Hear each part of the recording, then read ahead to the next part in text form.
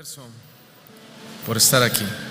Bueno, salgan los adolescentes a su clase, por favor.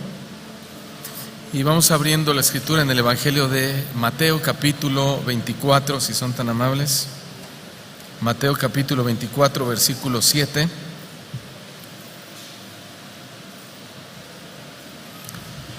Mateo, capítulo 24, versículo 7.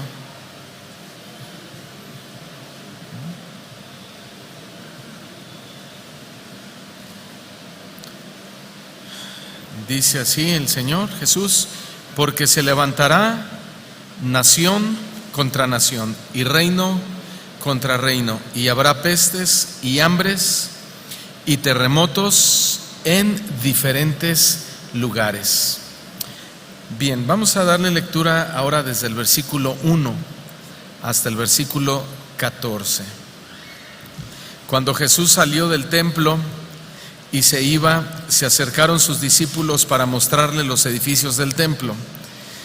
Y respondiendo Jesús les dijo: ¿veis todo esto? De cierto os digo que no quedará aquí piedra sobre piedra que no sea derribada. Y estando él sentado en el monte de los olivos, los discípulos se le acercaron aparte y le dijeron: dinos, ¿cuándo serán estas cosas?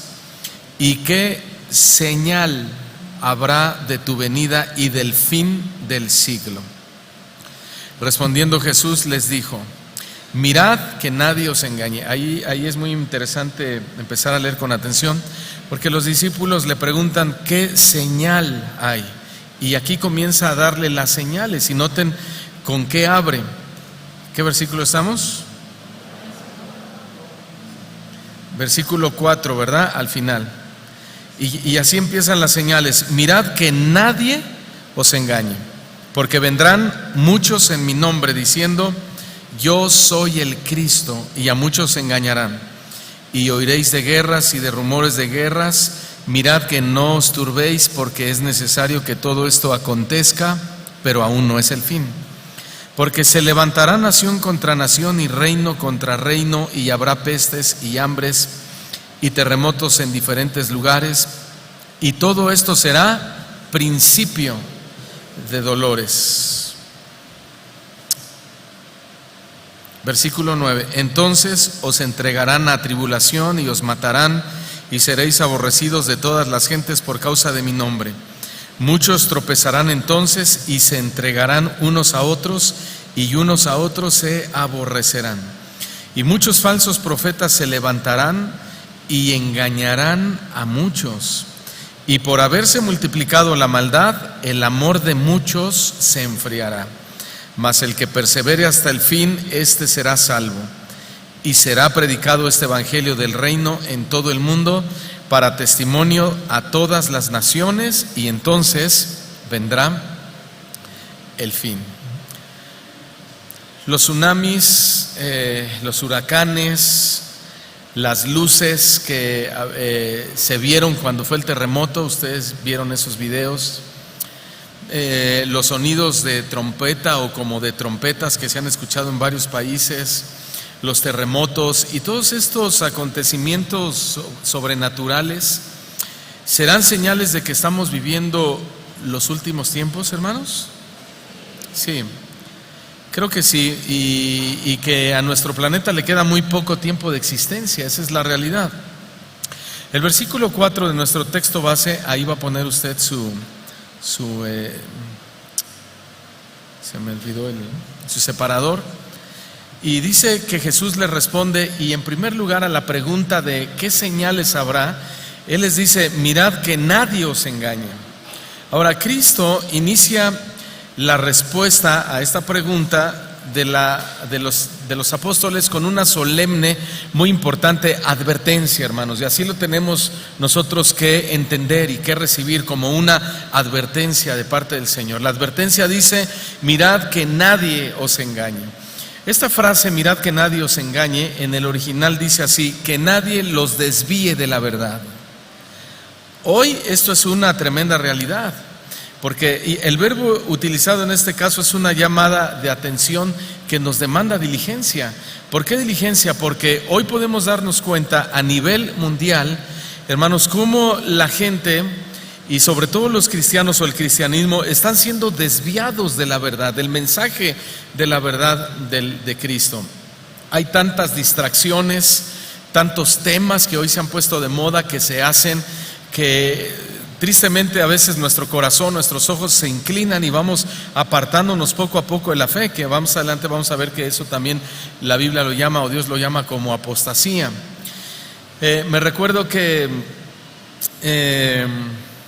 bueno, lo voy a decir más adelante, pero por ejemplo, mi hijo Dani, ahora que salimos de viaje, íbamos en la carretera y pasaba un carro muy bonito, ¿no? Y me decía: mire ese carrazo, papá. Y después pasaba otro: mire ese otro carrazo, papá. Llegamos a una caseta y había una camioneta: mire esa camionetaza, y así, ¿no? Llegamos a Guadalajara y Dani platica con un pastor y le dice: qué bonitos zapatos. Entonces ya lo llamé, le dije: oye, que las cosas de este mundo no te distraigan, porque ya me di cuenta, ¿verdad?, que eres un niño distraído, pero es algo normal. Es algo normal porque estamos en este mundo, hermanos, y el mundo nos ofrece infinidad de situaciones que nos atraen, y aunque no es pecado que nos guste un buen carro, una buena casa, lo que sea, lo que se convierte en pecado y que va a dañar nuestra vida espiritual es que nos distraiga de tal manera que nos aleje de lo más fundamental, de lo más básico y principal de la vida cristiana, que es las cosas espirituales del Señor. Esa es la riqueza espiritual. Ahora, lo que el Señor Jesús está hablando aquí es que en los tiempos finales vendría el peligro más grande de todos, que es el engaño, y el engaño va a venir a través de la distracción. Ahora, el enemigo, por supuesto, va a utilizar de sus siervos que se disfrazan como mensajeros de justicia, pero finalmente en su interior vienen engañando a la gente y sobre todo a los hijos de Dios. Ellos son definitivamente enviados por el enemigo y ellos van a procurar desviar la atención de las gentes, de las personas, de la iglesia de Cristo, alejándolos de las cosas más fundamentales de la vida, como son las espirituales. Dice la Escritura, y más específicamente el apóstol Pablo le escribió a los tesalonicenses y les dijo que un espíritu de engaño va a actuar especialmente en aquellas personas que han rechazado a Dios, que están rechazando el mensaje de la palabra de Dios, y los va a conducir y los va a impulsar a seguir sus propias mentiras. Vamos a 2 de Tesalonicenses 2:10, si son tan amables. Dice así el apóstol Pablo: y con todo engaño de iniquidad, noten, y con todo engaño de iniquidad. ¿Cuál es la iniquidad? Bueno, la iniquidad en las personas se define como las acciones que nosotros hagamos que no están apegadas a la ley de Dios, que no están apegadas a la ley de Dios. Entonces dice Pablo que con todo engaño, o con todas las acciones que no se apegan a la ley de Dios, para los que se pierden, por cuanto no recibieron el amor de la verdad para ser salvos. Por esto Dios les envía, vean esto, un poder engañoso. Este poder engañoso es un juicio de parte de Dios a aquellas personas que deliberadamente, entendiendo y sabiendo que la palabra de Dios, la ley de Dios, es lo más fundamental en la vida de todos nosotros, deliberadamente ellos dicen no, se alejan o se apartan, incluso dentro del cristianismo. Dice que a ellos, como una especie de un juicio o una respuesta judicial de sentencia de parte de Dios, les envía un poder engañoso para que crean a la mentira. Ahora, no es que Dios no quiere que crean, sino que ellos no han querido creer. La bondad de Dios ya se ha manifestado, la misericordia de Dios también, la benevolencia de Dios, el tiempo de su paciencia del Señor, y hay personas que se van a obstinar a seguir en sus propios caminos, en sus propias creencias, en sus propias maneras de pensar, y a ellos el Señor les envía un juicio que es un espíritu de engaño para que crean a esa mentira, y finalmente dice que sean condenados todos los que no creyeron a la verdad, sino que se complacieron en sus propias injusticias. Ahora bien, la primera anotación sobre las condiciones que se manifestarían en el tiempo de la segunda venida de nuestro Señor Jesucristo es la de una actividad especial de engaño. Eso es lo más prominente y la manera más, ¿cómo podemos decir? La más clara en la cual nosotros debemos darnos cuenta que estamos viviendo en los últimos tiempos. Por esa causa del engaño, nosotros debemos velar, como dice la Escritura, y estar diligentemente manteniéndonos firmes y sin caer en los muchos engaños que se presentarán en estos últimos días. Ahora, velar no solamente es estar al tanto de las nuevas tendencias religiosas o no solamente es orar, es leer la palabra, sino también es estar al tanto, mejor dicho, de las cosas que hoy se nos están presentando. Una persona que vela es una persona que tiene ojos abiertos. Es una persona que le pide a Dios discernimiento de todo, de lo que ve, de lo que oye, de los amigos que tienen, de la iglesia donde asiste, porque el engaño es la forma primordial con la cual el enemigo va a atacar a los creyentes, pero es la señal más grande, más nítida de la segunda venida de nuestro Señor Jesucristo. Así que el engaño entonces se va a manifestar intensamente o se va a intensificar, sobre todo en el tiempo más próximo al retorno de nuestro Señor Jesucristo. El versículo 5 sigue con las señales. El Señor Jesús dice: porque muchos vendrán en mi nombre. Esta es otra señal, que muchos vendrán en su nombre diciendo: yo soy el Cristo, y a muchos engañarán. Como ustedes saben, la palabra Cristo significa ungido. Literalmente no van a venir diciendo: yo soy Jesús, o yo soy Jesucristo, o yo soy ese Cristo que vino hace 2000 años, no. Pero ellos se van a manifestar en la operación del significado de la palabra, que es la unción, la manifestación. Y ustedes lo saben. Muchos de ustedes vienen de ahí, yo también vengo de ese movimiento, ¿no? Donde se cataloga a cierta persona como el líder principal, como el ungido de Dios, como el hombre que si ese hombre ora, entonces solo si ese hombre ora, esa persona va a recibir bendición o va a sanar o va a recibir un milagro, porque esa persona es el ungido de Dios. Bueno, dicho sea de paso, cuando la Biblia dice el ungido de Jehová, se refiere a Jesucristo, no se refiere a nosotros. Se refiere a Jesús. Nosotros tenemos la unción del Santo, y eso sí es para nosotros. Nosotros somos ungidos porque tenemos la unción del Santo, pero no somos los ungidos del Señor. El ungido de Jehová se refiere al Señor Jesucristo. Pero como parte de las señales, dice que van a venir muchos así, ungidos, diciendo: yo soy el Cristo, o yo soy el ungido. Yo tengo poderes especiales, yo tengo una sabiduría especial, yo tengo dones especiales, yo tengo carisma especial, yo tengo muchas iglesias, yo tengo un poder tremendo, sobrenatural. Y dice: y a muchos engañarán. Entonces Jesús está advirtiendo la presencia de muchos engañadores que van a venir en su nombre y se van a manifestar así como falsos cristos, como lo acabamos de decir. Y ¿saben una cosa? Juan, el apóstol, dice que eso es el espíritu del anticristo. Sabemos nosotros que el anticristo todavía no está entre nosotros como persona física humana, pero su personalidad, su operación, su espíritu ya está en medio de nosotros, ya está operando el espíritu del anticristo. Vayamos a 1 de Juan capítulo 2 versículo 18, y es que precisamente la característica principal del anticristo es el engaño. No lo tenemos personalmente, físicamente hoy aquí, pero al haber engañadores, el espíritu del anticristo ya está operando hoy en día. 1 de Juan 2:18 dice el apóstol: hijitos, ya es el último tiempo, y según vosotros oísteis que el anticristo, ¿ya lo encontraron? Que el anticristo viene. Ahora él está hablando de la persona que todavía no está literalmente, que va a venir. Ahora el anticristo, la palabra anticristo, la definición de anticristo es usurpador. Entonces se leería: y según vosotros oísteis que el usurpador viene. ¿Por qué usurpador? Porque él se va a levantar con poderes milagrosos diciendo: yo les voy a traer verdadera paz, yo les voy a traer verdadera seguridad, yo les voy a traer verdadera tranquilidad, yo, más adelante lo vamos a ver. El espíritu del anticristo hoy está operando ya en la iglesia cristiana porque ya hay muchos yoyos, ¿no? si yo oro, si yo te bendigo, si tú vienes a mi iglesia, si tú estás bajo mi autoridad, si yo soy tu padre espiritual, si tú eres mi hijo espiritual. Entonces ya está operando el usurpador.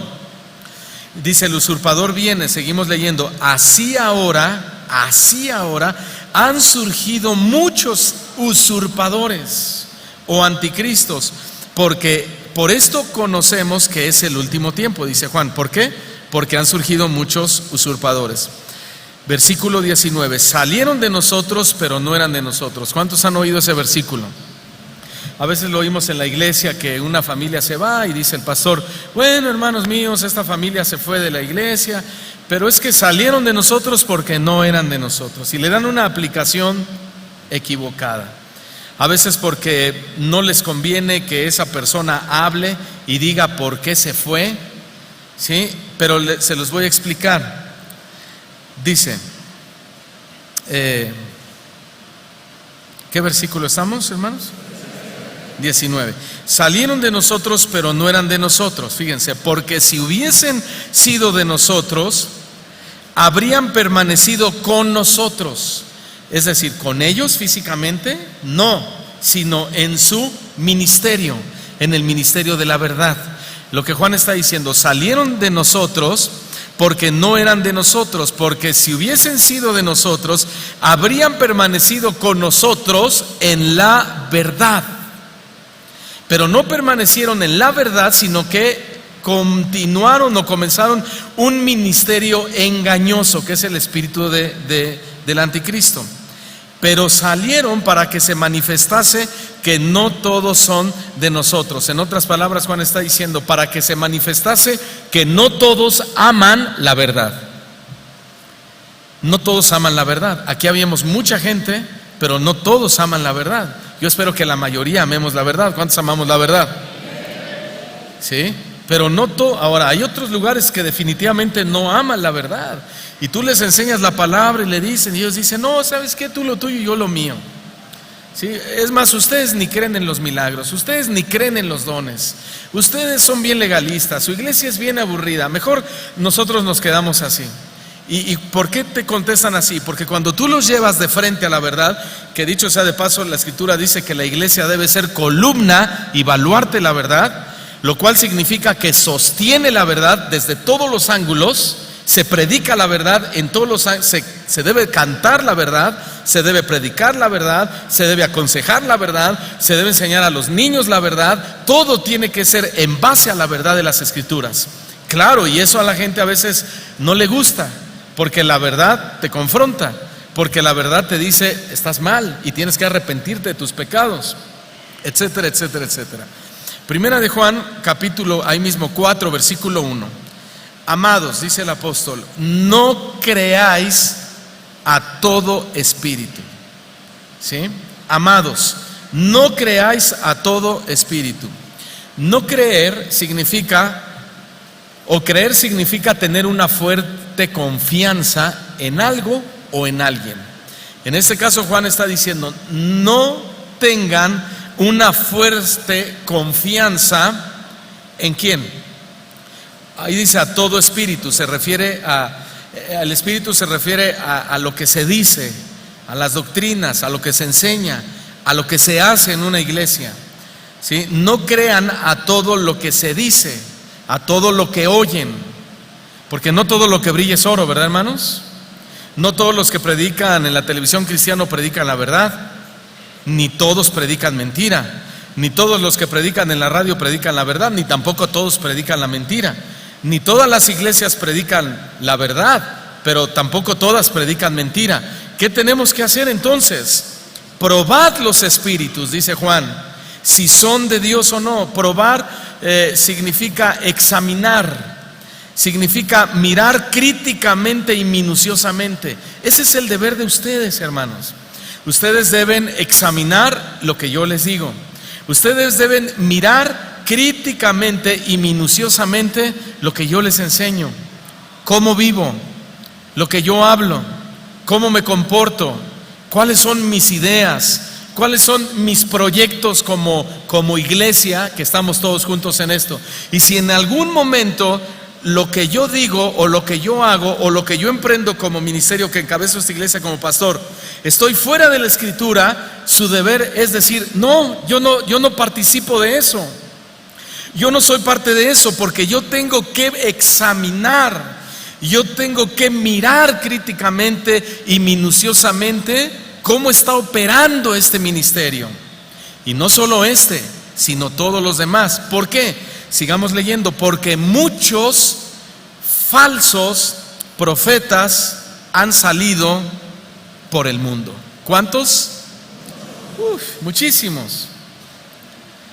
Y no solo profetas, ustedes saben, hoy hay apostolitis en todo el mundo. Todos son profetas, todos son apóstoles, ¿verdad? Porque todos Dios les habla, porque a todos Dios les dijo, vas a seguir esta visión y vas a seguir este modelo y vas a hacer unos encuentros por acá y otros preencuentros por allá y vas a reunir 12 y esos 12 otros 12 y esos 12 otros 12 y esos 12 otros 12 y en un año vas a hacer 1000 y en 2 años 2000 y en 3 años 5000, 7000, 10000 y precisamente eso le pasó a la secta de los mormones y a la secta de los testigos de Jehová. Se les apareció Moroni, se les apareció un ángel, se le apareció Cristo y les dijo, van a seguir este modelo. Y no nos debemos escandalizar, porque hoy a las iglesias cristianas se les ha aparecido Dios, lo digo entre comillas, y les ha dicho, vas a seguir este modelo.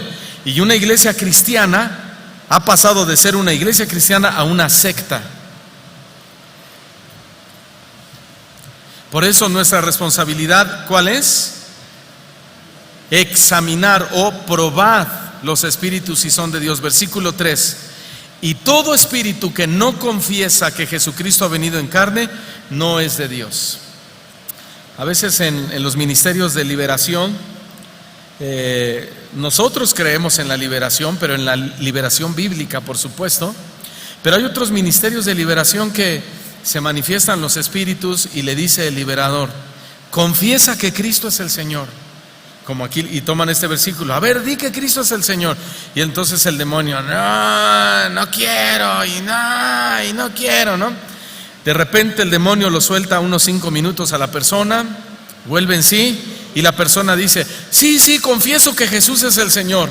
Y dice el liberador, ya quedó libre, gloria a Dios, porque ya confesó que Jesús es el Señor. ¿Y sabes lo que pasó?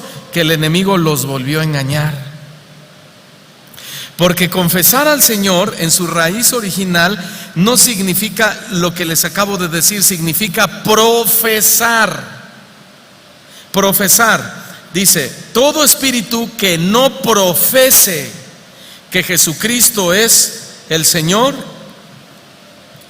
que Jesucristo ha venido en carne, no es de Dios, y este es el espíritu del anticristo. Entonces, una cosa es hablar y decir Jesucristo es el Señor, y otra cosa es profesar, y profesar es predicar.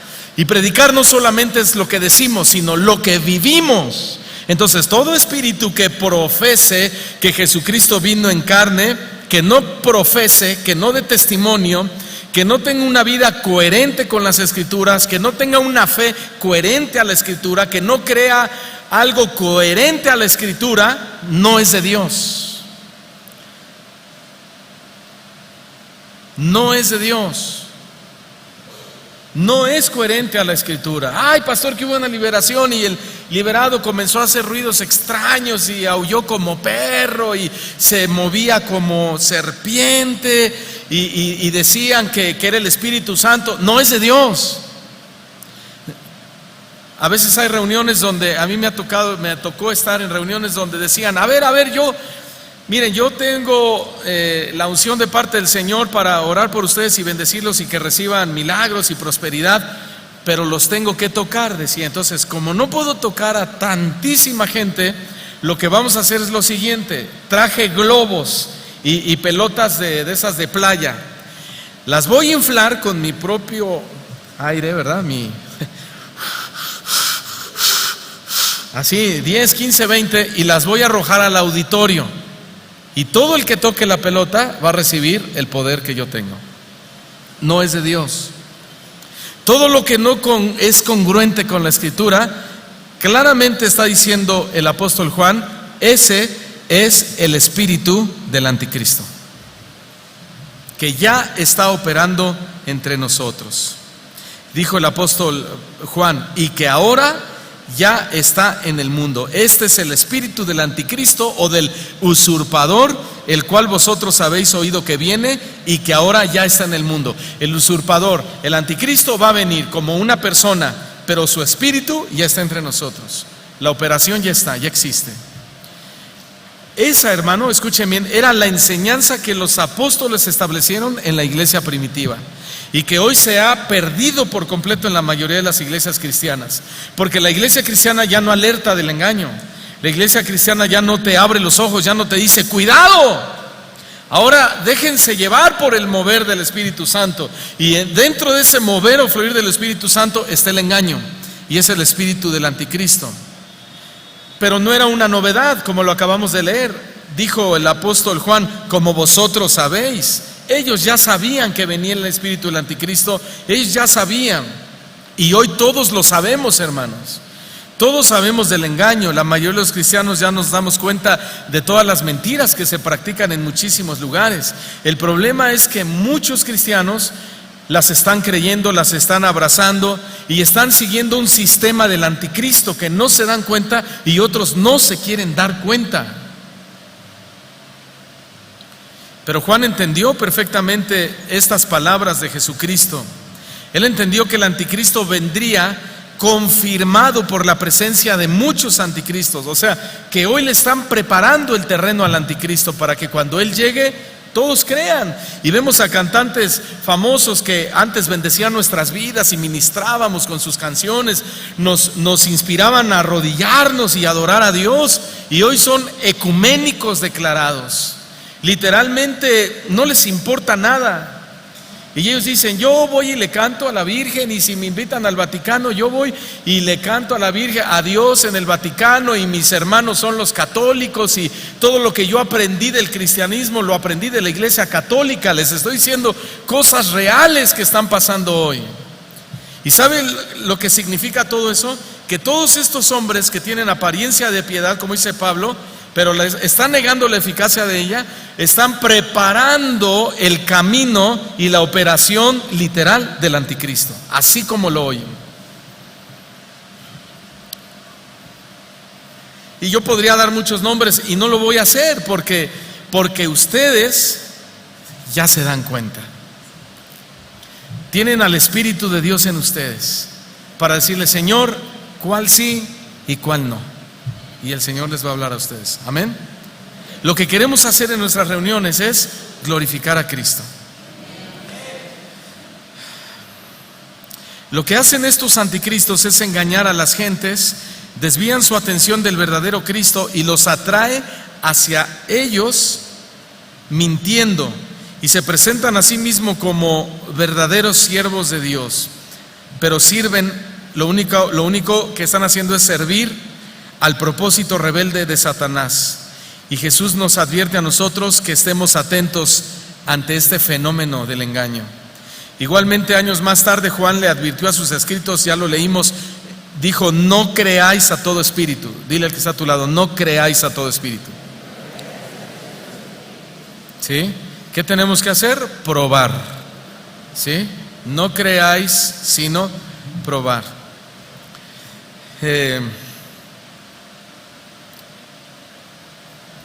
Esta advertencia ya estaba perfectamente evidenciada, de hecho, en la profecía del profeta Jeremías. Vayan por favor al capítulo 29, versículo 8. Jeremías 29, 8. Ahí el Señor pone en evidencia a supuestos siervos de Dios que anunciaban paz para el pueblo cuando realmente Dios había determinado juicio. Y ustedes saben que el ministerio de profeta hoy en día, pues tristemente está muy tocado, muy degradado, muy mal influenciado, se ha pervertido. Dios no está operando en la mayoría de estos ministerios, porque el ministerio profético de hoy en día es, te va a ir bien, la voluntad de Dios es que no estés enfermo, la voluntad de Dios es que no estés pobre, la voluntad de Dios es que seas el más exitoso. Usted ya sabe, ¿no? Mire, Pero vean lo que advierte Dios desde los tiempos de Jeremías con este profeta tremendo del Señor. No se engañen vuestros profetas. O sea, cuando Él dice vuestros profetas es porque ellos los habían recibido de todo corazón y les gustaba lo que ellos les profetizaban. Y hasta le hacían fila y decían: profetízame a mí también y dame una palabra de Dios. Oye, Dios me dijo que tienes una palabra para mí. ¿Sí? Y aquí dice el Señor que no se engañen vuestros profetas que están entre vosotros, ni vuestros adivinos. ¡Wow! ¡Qué tremendo, hermano! Los pone junto a los adivinos. Ni atendáis a los sueños que ellos sueñan.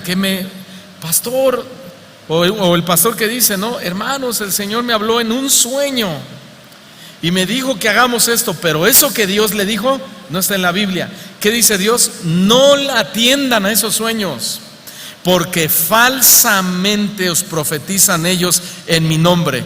No los envié yo, ha dicho el Señor. Wow. No los envié yo, ha dicho el Señor. Este mismo mensaje de advertencia y cuidado para nosotros los creyentes lo expresa Pablo en 1 Timoteo 4, versículo 1, si son tan amables. Primera carta de Pablo a Timoteo, capítulo 4, versículo 1. Es una advertencia, es un cuidado hacia nosotros. Y estamos hablando de señales. Todas estas son señales. Pero el Espíritu dice claramente. ¿Cómo? ¿Cómo lo dice el Espíritu? Sin necesidad de interpretación alguna, que en los postreros tiempos, que ya son estos, algunos que apostatarán de la fe. Apostatar significa abandonar la fe. Algunos van a abandonar la fe, otros dice que se van a distanciar de la fe. Esto es muy interesante porque distanciar de la fe significa tener la fe a distancia. ¿Sí? O sea, la ves, la oyes, la entiendes, sabes que así es, pero te mantienes a distancia. O sea, no le entras de lleno y dicen: ah, caray, ah, qué tremendo, híjole, está duro, está fuerte. No, sí, pero no te comprometes, pero no te afirmas en la verdadera fe, sino que sales y vives igual, o sales y visitas otras iglesias donde te hacen sentir bien. Eso es lo que está diciendo el Señor aquí. El Espíritu dice claramente que en los postreros tiempos algunos tendrán la fe a distancia. ¿De qué manera? Escuchando a espíritus engañadores y a doctrinas o enseñanzas de demonios. Y todo esto es muy fuerte porque significa que hay personas que oyendo la verdad, conociendo la verdad, se mantendrán a distancia de la verdad, pero no solo eso, sino que se dedicarán y servirán a movimientos de engaño. A movimientos de engaño, así como lo oyen. Que muchos dicen: sí, pastor, mire, yo sé que aquí predican la palabra, yo sé que aquí se están esforzando por predicar la sana doctrina, pero me queda bien lejos y me estoy congregando en una iglesia que me queda más cerca. No predican la sana doctrina, pero Dios conoce el corazón. Y hay que decirles: tú tienes la fe a distancia. Y lo que estás haciendo es dedicarte y sirviendo a movimientos de engaño. Hay que tener cuidado, hermanos. Tenemos que discernir. ¿Por qué? Porque los cristianos no podemos ver a los espíritus, pero sí los podemos discernir, o sí los podemos distinguir por medio de sus enseñanzas. ¿No es cierto? Ahí que salió un anticristo, ¿se acuerdan que aquel hasta decía: creo yo soy el anticristo? Y que, ¿sí? ¿Cómo se llamaba? Un hombre, un brasileño me parece, que se murió, no sé qué le pasó. Ahora, ese está muy claro, ¿no? Pero hay otros que no. El enemigo se disfraza como ángel de luz. Entonces hay que pedirle al Señor discernimiento. Primera carta de Pablo a los Tesalonicenses, capítulo 2, verso 4, por favor. Primera carta del apóstol Pablo a los Tesalonicenses, capítulo 2, verso 4. dice que fuimos aprobados por Dios. ¿Para qué? Para que se nos confiase el Evangelio. A mí, como pastor de esta iglesia, se me confió el Evangelio para predicar el Evangelio de Cristo, no mi Evangelio. A ustedes lo mismo, se les confió el Evangelio de Cristo. Y dice Pablo, así hablamos, no como para agradar a los hombres, sino a Dios que prueba nuestros corazones. Aleluya. Entonces, sí hay que hablar con tacto a las personas para no ofender. No hay que ofender desde acá arriba. No hay que hablar grotescamente. No hay que insultar a nadie. Pero eso no significa que no vamos a hablar la verdad tal como se debe hablar. Amén. Y la verdad ofende porque es una espada. Es más cortante que cualquier espada de doble filo, porque penetra hasta partir el alma, las coyunturas, los huesos, los tuétanos, discierne los pensamientos y aún las intenciones de nuestro corazón. Por eso duele. La advertencia, hermano, debe tenerse presente. ¿Por qué? ¿Cuál advertencia? De que nos confiaron el Evangelio y de que hay muchos engañadores, porque dijo Juan que muchos falsos profetas han salido por el mundo. A veces cuando uno viaja a países más seguros, por ejemplo Estados Unidos, ahora que fui a predicar a Casa de Oración Arizona, fuimos a cenar y entonces yo traía mi mochilita aquí de lado y la traía en el asiento y ya me bajo y se me olvidó. Entonces me regreso y le digo, pastor, ¿me abres para sacar mi mochilita? Yo dije, no, alguien la vaya a abrir y se lleve mis $5 que ahí traigo, ¿verdad? Entonces me dice el pastor Luis, no, pastor, luego se dio cuenta, ¿verdad? No tenga desconfianza, aquí nada se pierde, aquí no abren los carros como en México. Yo le dije, de todas maneras, le dije, porque todo lo que no proviene de fe es pecado. Bueno, y me abrió y ya tranquilo me salí con mi bolsita, ¿no? Y a donde quiera que íbamos me salía con mi bolsita. Dije, no me la vayan a volar por aquí. ¿Por qué yo actué así? Porque estoy desconfiado, porque aquí en México se vive una realidad que así son las cosas. En otros países no es lo mismo. ¿Por qué pongo este ejemplo? Juan dijo que debemos tomar muy en cuenta esta advertencia porque muchos falsos profetas han salido por el mundo. Y si hoy nosotros no estuviéramos oyendo y viviendo y sabiendo de tanto falso profeta, tanto falso pastor, tanto falso apóstol, tantas religiones falsas, pues no tendríamos tanto problema. Pero lo que hemos visto, lo que hemos vivido, lo que hemos experimentado, dicen que la burra no era arisca, la hicieron. Ahí está la advertencia. Entonces no hay que decir amén a todo mensaje. No hay que decir gloria a Dios ante todas las alabanzas que escuchamos. Tenemos que probar los espíritus si son de Dios. Vuelva a su separador, versículo 6. Y oiréis de guerras y rumores de guerras.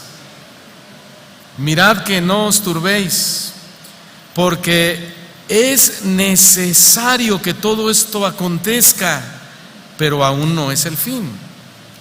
Esta es otra señal que Jesús le da a los discípulos sobre el fin del siglo o de la época, y tiene relación con un tiempo de conflictos. Dice, oiréis de guerras y rumores de guerras.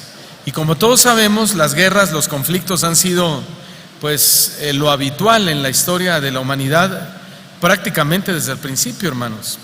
Las guerras han sido una constante en el mundo y la profecía aquí en las palabras de Jesús indica que esta situación se va a incrementar hacia los tiempos finales y de forma muy especial en el tiempo inmediatamente anterior a la segunda venida de Cristo.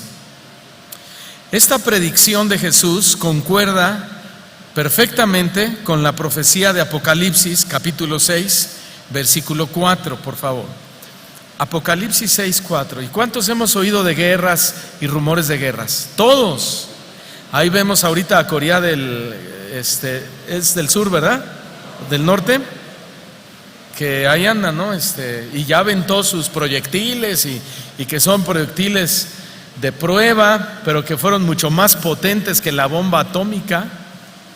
Díganme ustedes si eso no afecta a nuestro planeta y no repercute en los acontecimientos que llegamos a experimentar. Por supuesto que sí. Dice que salió otro caballo bermejo. Bermejo es un color rojizo, se define como el color del fuego, y al que lo montaba le fue dado poder de quitar de la tierra la paz, y que se matasen unos a otros, y se le dio una gran espada. ¿Qué está haciendo el enemigo? Quitando la paz. Pero él nos promete una paz que no es verdadera. Miren, el Señor hizo una advertencia sobre la paz durante su ministerio. Y Él dijo que, fíjense bien, que la paz que nos va a prometer el anticristo, y que de hecho ya está, es una paz ficticia. O es una paz, hermano, ofrecido por el engañador, que no va a poder mantenerse. Por ejemplo, ¿qué vivimos hoy en nuestro planeta, no?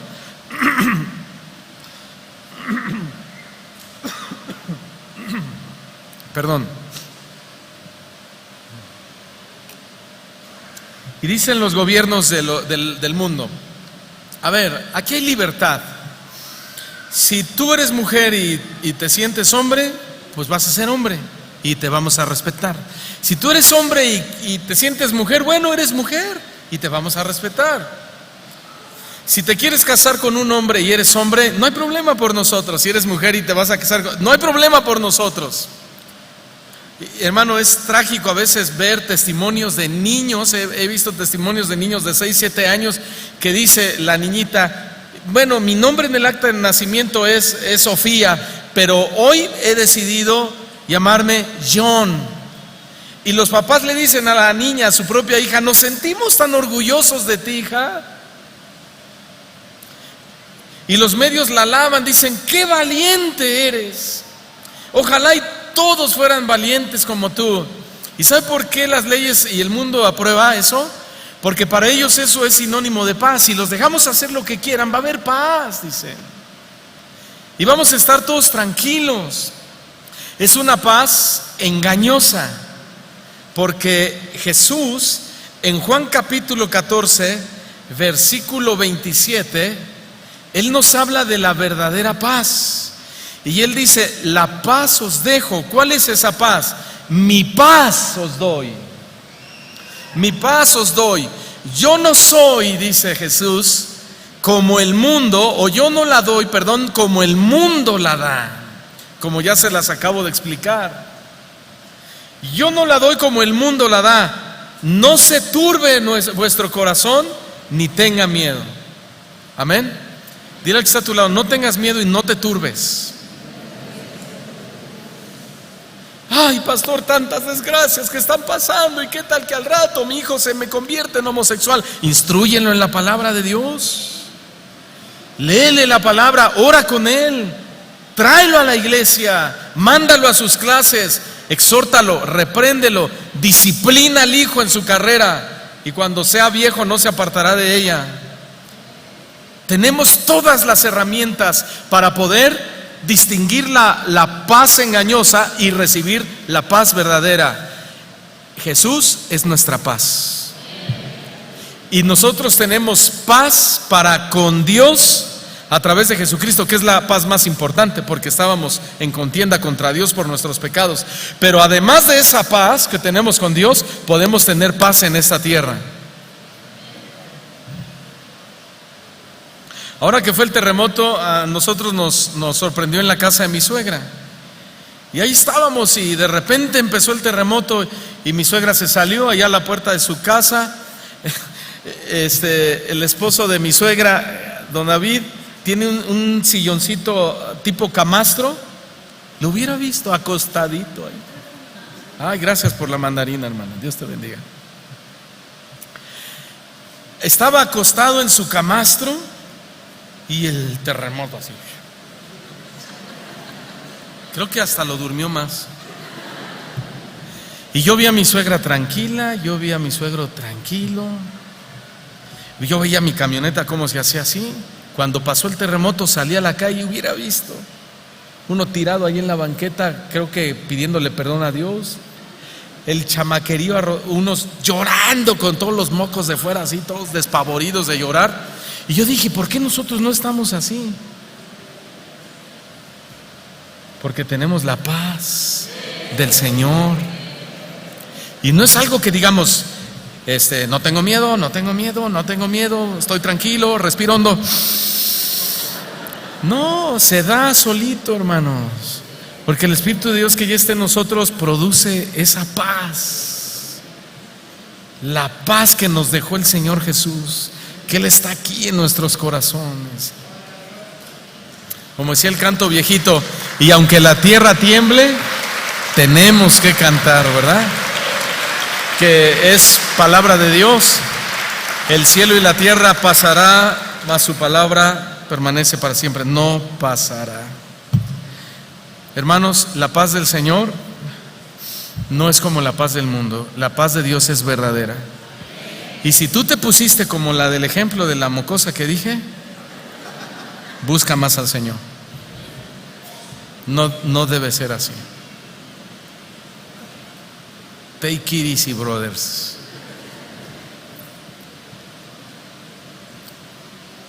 Además, el Señor nos advierte que los conflictos se van a producir y eso no debe causar inquietud.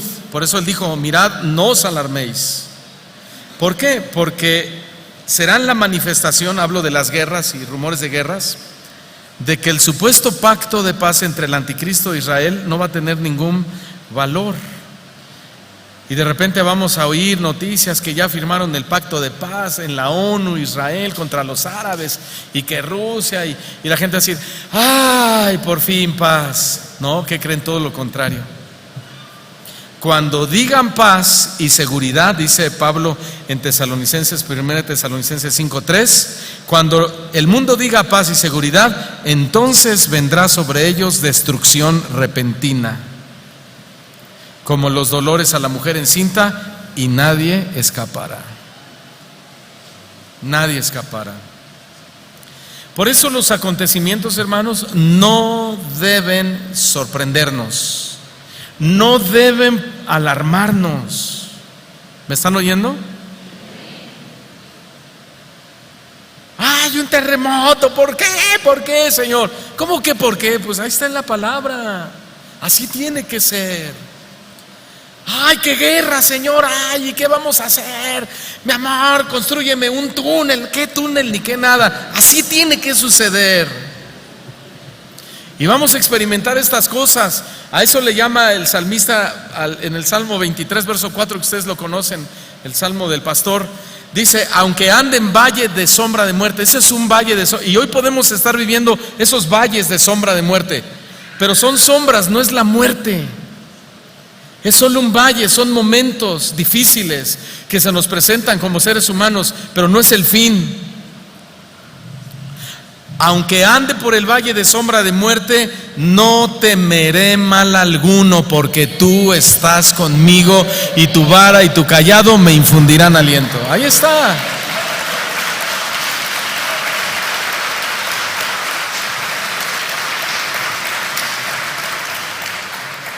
Así que, ay, que la réplica, ay, que va a ser mayor, ay, que el científico está diciendo.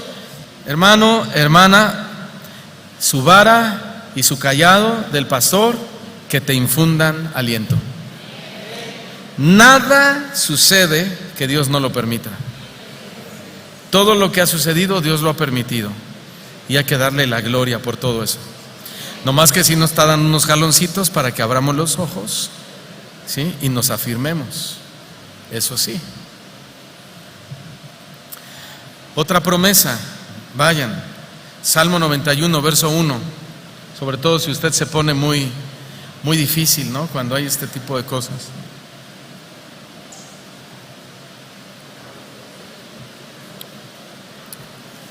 Hace años yo viajaba a la ciudad de Houston, me parece, y hubo turbulencia en el avión como nunca antes la había vivido. Se dio un bajón no sé de cuántos metros que todos salimos disparados hasta el techo. Y de momento piensas, ¿verdad? Señor, pues ahí te voy, ¿verdad?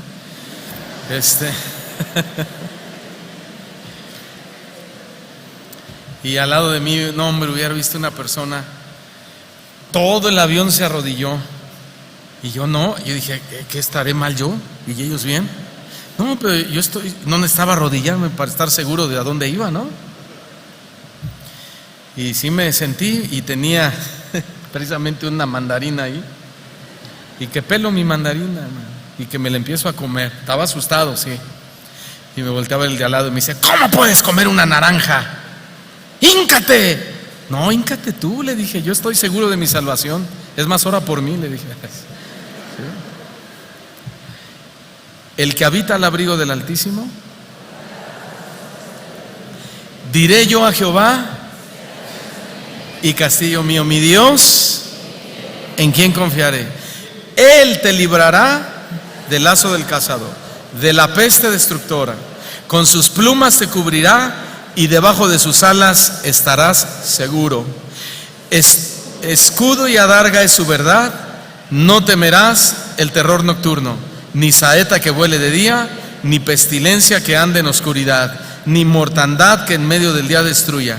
Caerán a tu lado 1000 y 10,000 a tu diestra, díganlo fuerte, personalícelo, mas a mí no llegará.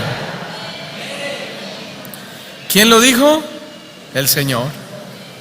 Y yo le creo al Señor. Usted también, ¿verdad? Y miren, aquí estamos. Cayeron unos, a nuestro lado otros, desafortunadamente, nos hemos dolido con ellos, pero el Señor fue fiel a sus promesas con nosotros. Aquí estamos para su gloria. Amén. Bien.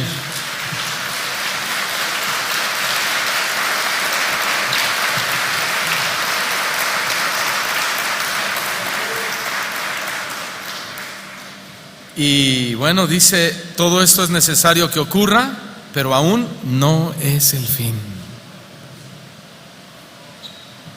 Aún no es el fin. ¿Qué quiere decir?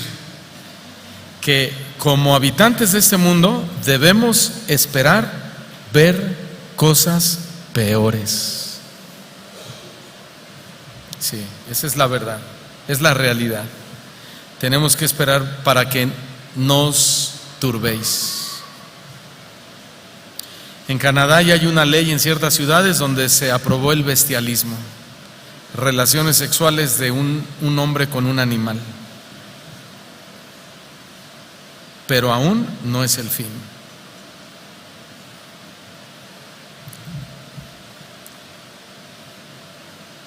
Versículo 7. Porque se levantará nación contra nación y reino contra reino, y habrá pestes y hambres y terremotos en diferentes lugares. Ahí está profetizado, ¿no?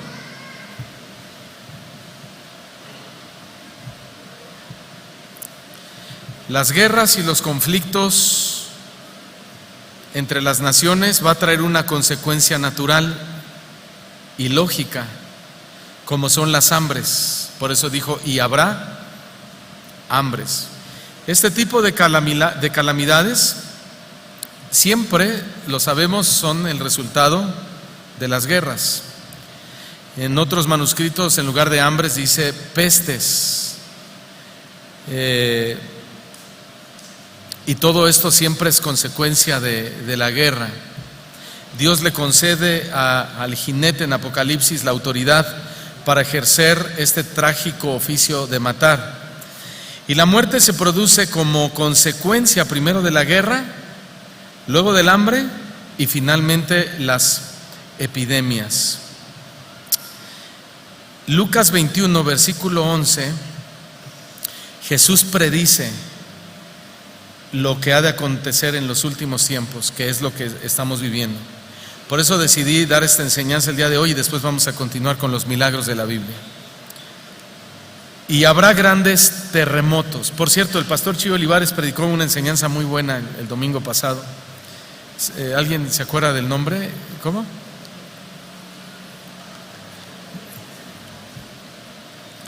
Como dice el pastor Chío Olivares, que una hermanita le dijo: pastor, lo vi en Tuyú. Ahí en YouTube, búsquenlo en Tuyú, por favor. Ahorita les voy a dar el nombre, porque es necesario estar pues recibiendo la enseñanza de acuerdo a los acontecimientos que se nos están presentando. Sí. Dios es culpable de las tragedias, así se llama. Búsquenlo en Tuyo. Dios es culpable de las tragedias. No, les estoy diciendo el título, hermanos. Pero está bien, no es culpable. Somos nosotros, ¿no? Bueno, Lucas 21:11, volvemos.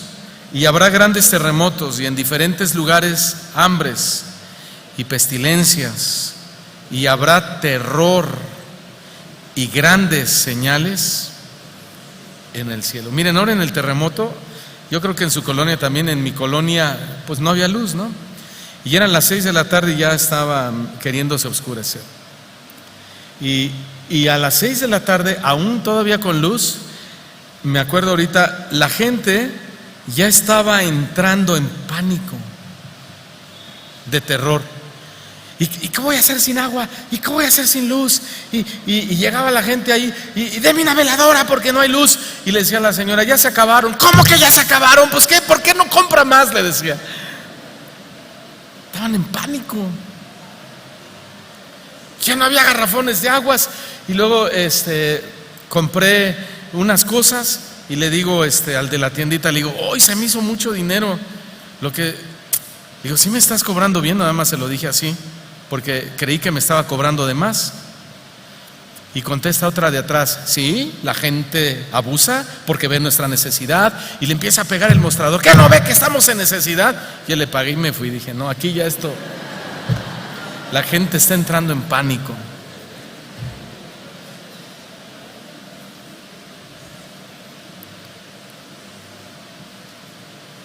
Porque hay tensión, hermanos, hay tensión. Son señales. Ahí te das cuenta cómo la gente que no tiene a Dios, apenas pasa algo y es capaz de todo, hermanos, de cualquier cosa.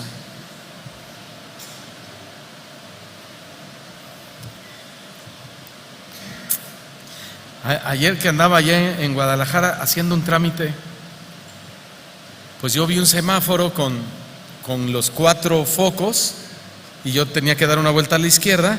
Yo dije: me voy a esperar a que se ponga mi flecha, ¿verdad? Porque tiene 4. Cuando tiene 4, el otro es el de la flecha. Pues ahí estoy.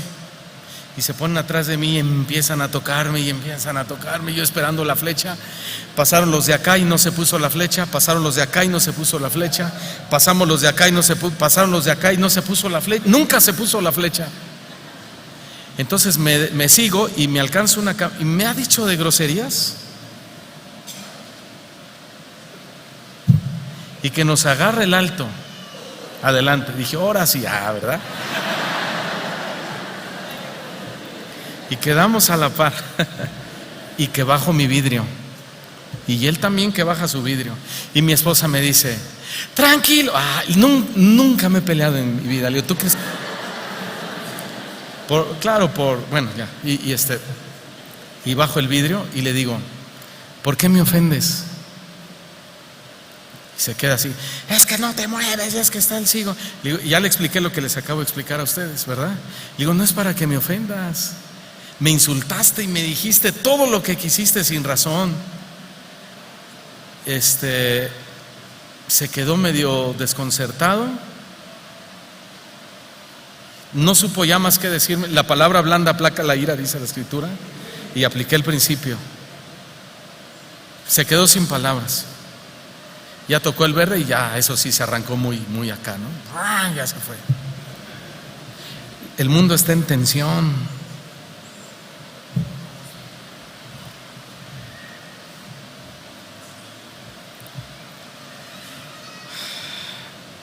Y dijo Jesús en el verso 8 que todo es principio de dolores. Todo esto es el principio de dolores. Hay un hermano aquí en la iglesia que un día me tocó verlo, que le echaron bronca y dijo: soy cristiano pero pego como católico y ahorita vas a ver. No, le dije: tranquilo, brother, el mundo está en tensión, tenemos que ser luz en medio de las tinieblas. La broma es para quitar tensión, hermano, Todo esto es principio de dolores. Voy a ir terminando. Versículo 12. Y por haberse multiplicado la maldad, esta es otra señal: el amor de muchos se enfriará. El amor de muchos se enfriará. ¿Y cuántos cristianos hoy están así, hermanos? ¿Verdad? Fríos. Ya no oran al Señor, no leen la palabra.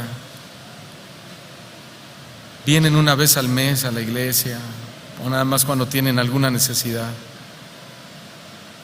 Porque el amor de muchos se está enfriando por todo lo que está pasando. Se enfrían, pierden el trabajo y no entienden que Dios está detrás de eso también. Pierden la salud y no entienden que Dios puede estar detrás de eso también. Pierden a un ser querido y culpan a Dios de sus desgracias. Se alejan del Señor y luego lo responsabilizan, lo culpan, le hablan mal al Señor y eso es un síntoma de que el amor se enfrió. El amor se enfrió, porque cuando venimos a Cristo en nuestro primer amor, pastor, póngame a servir, mire, hasta de lo peor que pueda, porque están fervorosos, están agradecidos con Dios.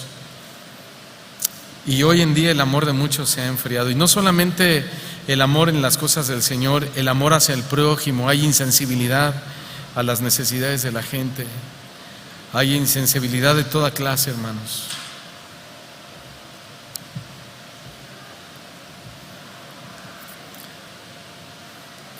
Versículo 13: mas el que persevere hasta el fin, este será salvo. Y perseverar significa negarse a detenerse.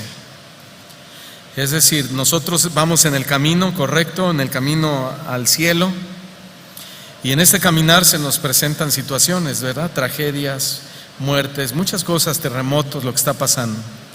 ¿Qué tenemos que hacer? Perseverar, negarnos a detenernos, es el significado griego. Y es ahí donde muchos cristianos se detienen.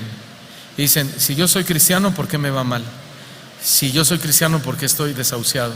Si soy cristiano, ¿por qué no tengo un mejor empleo?